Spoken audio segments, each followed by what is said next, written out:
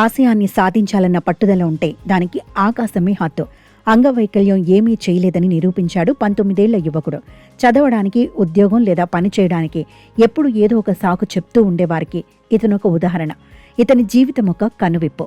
పుట్టుకతోనే 100% అంధత్వం ఉన్నప్పటికీ తన లోపాన్ని అడ్డంకిగా మార్చుకోకుండా కోడింగ్లో సత్తా చాటుతున్నాడు.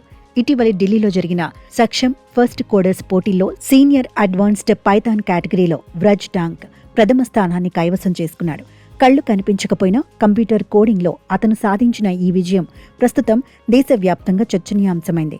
గుజరాత్లోని జునాగఢ్కు చెందిన వ్రజ్ పుట్టుకతోనే చూపు కోల్పాడు. తన 5వ తరగతి వరకు జునాగఢ్లోని రాష్ట్రీయ అంధజన్ మండల్లో చదువుకున్నాడు.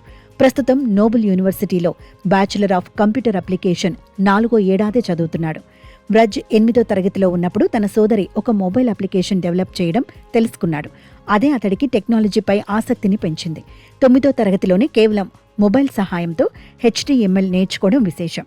12వ తరగతి పూర్తయ్యాక అంధత్వం కారణంగా అనేక కళాశాలలో అతనికి సీటు ఇచ్చేందుకు నిరాకరించాయి. అయినప్పటికీ మొక్కవోని దీక్షతో పోరాడి నేడు కోడింగ్లో అగ్రస్థానానికి చేరుకున్నాడు. వ్రజ్ ప్రయాణంపై నెటిజన్లు ప్రశంసల వర్షం కురిపిస్తున్నారు. దీనికి సంబంధించిన వీడియో ప్రస్తుతం సోషల్ మీడియాలో వైరల్గా మారింది.